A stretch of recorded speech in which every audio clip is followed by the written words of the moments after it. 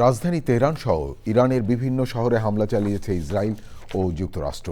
হামলায় ইরানের প্রতিরক্ষা মন্ত্রী আমির নাজিজাদে এবং রেভলিউশনারি গার্ডের কমান্ডার মোহাম্মদ পাকপৌরুন নিহত হয়েছেন। দক্ষিণাঞ্চলের মিনাব শহরে একটি প্রাথমিক বিদ্যালয়ে যৌথ হামলায় নিহত শিক্ষার্থীর সংখ্যা বেড়ে ৭৩ জনে দাঁড়িয়েছে। জবাবে ইসরায়েলে হামলা চালিয়েছে ইরান। এছাড়া সৌদি আরব, কাতার, কুয়েত, জর্ডান, বাহরাইনে মার্কিন ঘাঁটি লক্ষ্য করে ক্ষেপণাস্ত্রের হামলা চালিয়েছে ইরান। বন্ধ রয়েছে মধ্যপ্রাচ্যের আকাশসীমা। দর্শক, বিস্তারিত জানাচ্ছেন ইফতেখার উদ্দিন। বিকাশ পেমেন্টে ১০,০০০ টাকার বেশি অফার। শপিং চলছে তো।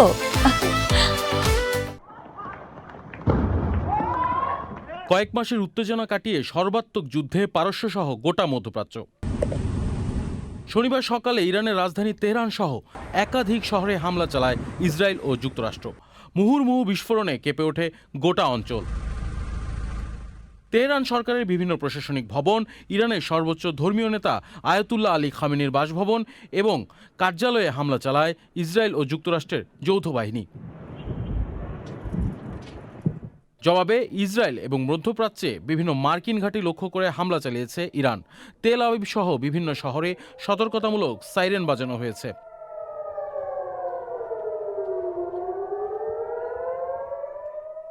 জনগণ নিরাপদ আশ্রয়ের দিকে ছুটছে। ইসরায়েল ও মার্কিন ঘাঁটিগুলো লক্ষ্য করে ইরান হামলা চালিয়ে যাবে বলে জানিয়েছেন ইরানের ইসলামিক রেভলিউশনারি গার্ড কোর। কাতারের রাজধানীতে মাঝে মধ্যেই বিস্ফোরণের শব্দ পাওয়া যাচ্ছে। দেশটির আকাশ প্রতিরক্ষা ব্যবস্থা ইরানের ছোড়া ক্ষেপণাস্ত্রগুলো প্রতিহত করছে। আবুধাবিতে ইরানের ক্ষেপণাস্ত্র হামলায় একজন নিহত হয়েছে। বাহরাইন, কাতার, জর্ডান ও কুয়েতের বিভিন্ন স্থানে ধোঁয়া দেখা গেছে। যুদ্ধের কারণে সংযুক্ত আরব আমিরাত ও অন্যান্য উপসাগরীয় দেশও আকাশসীমা বন্ধ করে দিয়েছে। কাতার এয়ারওয়েজ ও টার্কিশ এয়ারলাইন্স সহ বিভিন্ন ফ্লাইট বাতিল হয়েছে।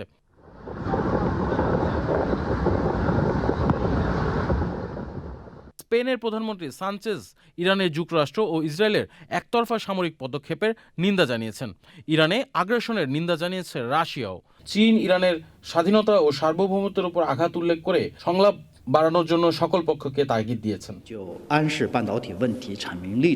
মার্কিন প্রেসিডেন্ট ডোনাল্ড ট্রাম্প ইরানের বর্তমান সরকার উৎখাতের জন্য দেশটির জনগণকে আহ্বান জানিয়েছেন। তিনি সতর্ক করেছেন, যারা অস্ত্র ত্যাগ করবে তাদের ক্ষমা করা হবে, অন্যথায় মৃত্যুর মুখোমুখি হতে হবে। ইরানের ন্যাশনাল রেভলিউশনারি গার্ডের যারা আছে তারা যদি অস্ত্র সমর্পণ করে তবে তারা প্রাণ ভিক্ষা পাবে। ইরানের জনগণের সামনে স্বাধীনতা আসন্ন। আমরা ইরানের সাধারণ জনগণের পাশে আছি। এই পরিস্থিতিতে জাতিসংঘ সহ বিশ্বের বিভিন্ন দেশ সংযমের আহ্বান জানিয়েছে। Iftekhar Uddin, channel I.